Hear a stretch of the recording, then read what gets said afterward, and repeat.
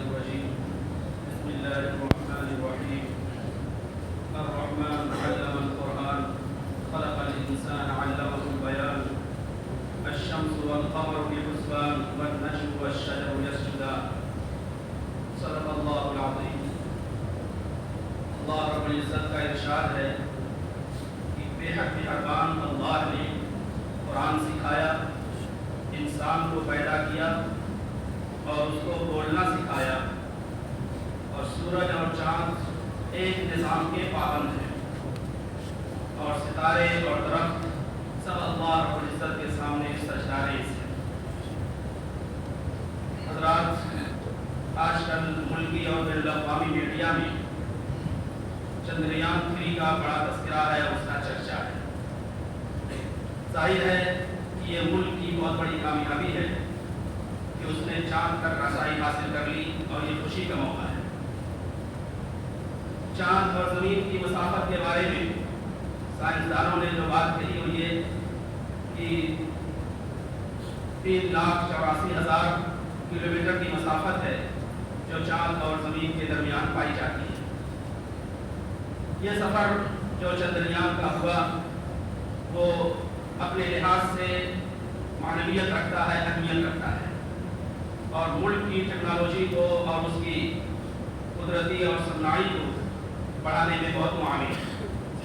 لیکن ہم مسلمان ہیں، کلمہ گو ہیں، اللہ رب العزت کے ماننے والے ہیں، فرشتوں، آسمانی کتابوں، تقدیر اور تمام ایمانیات کے شعبوں پر ایمان رکھنے والے ہیں.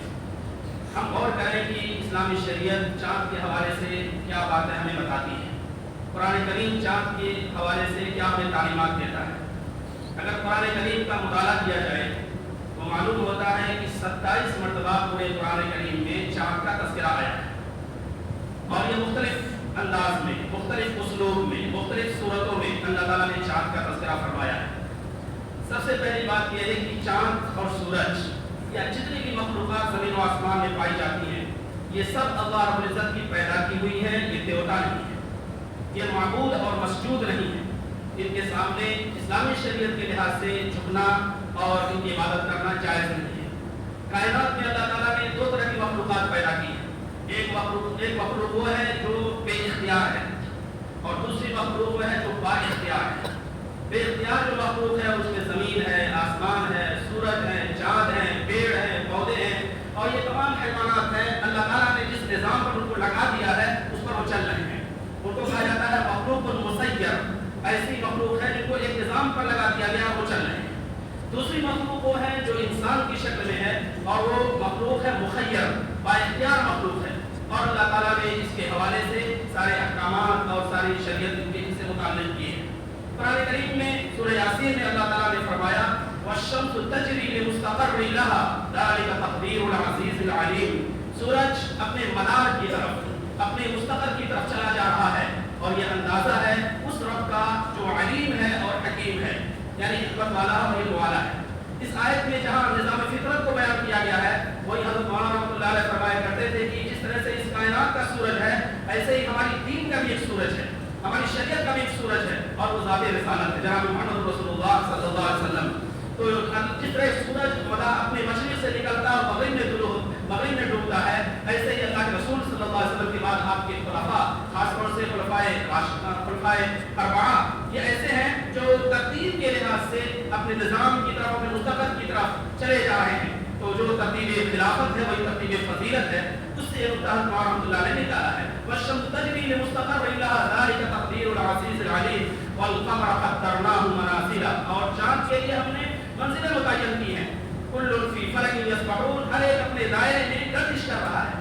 اور چاند کے سلسلے میں آدھا الرجوع القدیم، ایک مرحلہ آتا ہے کہ چاند بہت پتلا ہو جاتا ہے جو سوکھی چہنی، اور ایک مرحلہ آتا ہے جو 14 رات کا چاند ہوتا ہے، بہت چمکدار، روشنی بکھیرتا ہوا، اور نور کا آلہ اس کے سامنے ہوتا ہے، اور پھر وہ ہر طرف سے احسن اور آخری کی صدا بلند ہوتی ہے.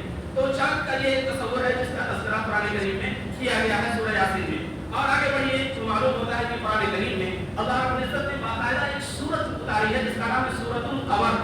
اور سورۃ القمر یہ مکی سورت ہے، سن 5 نبوی کا واقعہ ہے. کفار نے مطالبہ کیا کہ اے محمد صلی اللہ علیہ وسلم، اگر آپ نبی ہیں، اگر آپ رسول ہیں، اگر اللہ تعالیٰ चाँद को 2 टुकड़े कर दीजिए। अल्लाह के रसूल सल्लल्लाहु अलैहि वसल्लम ने अपनी ज़िंदगी में अल्लाह ताला के हुक्म से बहुत से मुअजिज़ात दिखाए, जिनमें एक मुअजिज़ा ये भी था कि आप सल्लल्लाहु अलैहि वसल्लम ने इशारा किया और चाँद 2 टुकड़ों में तक़सीम हो गया। 14वीं रात थी, चाँद बिल्कुल मुकम्मल शक्ल में मौजूद था। एक हिस्सा हिरा पहाड़ के एक तरफ था, दूसरा हिस्सा हिरा पहाड़ की दूसरी तरफ था। और 10 सहाबा-ए-किराम से रिवायत मौजूद है। इस वाक़े से जहाँ एक तरफ ये मालूम हुआ कि अल्लाह के रसूल सल्लल्लाहु अलैहि वसल्लम की नबूवत सच है और बहक है, ऐसे मुश्रिकीन के सामने यह हुज्जत तमाम हो गई। वो कहते थे कि कैसे क़यामत कायम होगी, ये चाँद टूट जाएगा और सूरज बिखर जाएगा, ज़मीन बिल्कुल तहस-नहस हो जाएगी, आसमान फट जाएगा। उनके सामने दलील सामने आ गई कि अल्लाह ताला अगर चाहेगा तो इस निज़ाम को हवाला कर सकता है। एक बात तो ये है कि सूरतुल क़मर के नाम से अल्लाह रब्बुल इज़्ज़त ने सूरत उतारी है। एक और चीज़ ये है कि हज़रत इब्राहीम के वाक़े में चाँद का तज़किरा आता है। इब्राहीम अलैहिस्सलाम को जो कौम मिली थी वो कौम सितारा परस्त थी। एक मरतबा इब्राहीम अलैहिस्सलाम ने उनको समझाने के लिए कहा, पहले तो ये कहा कि सितारा हमारा रब है। जब डूब गया तो कहा कि सितारा मेरा रब नहीं है। फिर चाँद जब शुरू हुआ कहा कि चाँद मेरा रब है। डूब गया कहा कि मैं डूबने वालों को पसंद नहीं करता। सूरज शुरू हुआ कहा कि सूरज मेरा रब है। फिर जब सूरज भी गुरूब हो गया कहा सूरज मेरा रब नहीं है। तो इब्राहीम अलैहिस्सलाम ने ये मिसाल के ज़रिए से समझाया कि अल्लाह की ज़ात ऐसी है जिसमें तग़य्युर तबद्दुल नहीं है। अल्लाह की ज़ात ऐसी है जिसमें इज्ज़त और कमज़ोरी नहीं है। अल्लाह की ज़ात वो है जो हय्युल क़य्यूम है, ज़िंदा है और लाज़वाल है, अज़ल से है और अबद तक रहेगा। लिहाज़ा तुम्हारा ये कहना कि सितारे मुअस्सिर है, चाँद मुअस्सिर है, की कोई हकीकत नहीं है। इस तरह से अल्लाह रब्बुल इज़्ज़त ने चाँद की मानवियत को कुरान करीम में हमारे सामने वाज़ेह किया है। इसी तरह से और भी मौक़े हैं जिनमें कुरान करीम में चाँद की हकीकत को वाज़ेह किया गया। एक ज़माने जाहिलियत में एक अक़ीदा पाया जाता था कि ये चाँद और सूरज ग्रहण जो होते हैं किसी अहम हादसे या किसी वाक़े की वजह से होते हैं। हज़रत इब्राहीम जो रसूल पाक सल्लल्लाहु अलैहि वसल्लम के साहबज़ादे थे, शिरकात में उनका इंतकाल हुआ तो चाँद ग्रहण हो गई, सूरज ग्रहण हो गया। लोगों ने कहा कि ये इसी हादसे की वजह से हुआ है।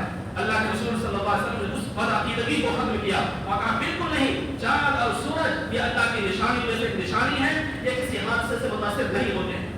आज चाँद पर कमंदर डाली जा रही हैं और उसके अलावा चाँद तक पहुँचा जा रहा है। बहुत मुबारक हो। ये बात तो कहा था कि ढूंढने वाले सितारों की गुज़रगाहों का अपने अफ़कार की दुनिया में सफ़र कर न सका, अपनी हिकमत के गमो पेच में उलझा ऐसा आज तक फैसला नफ़र ज़रर कर न सका।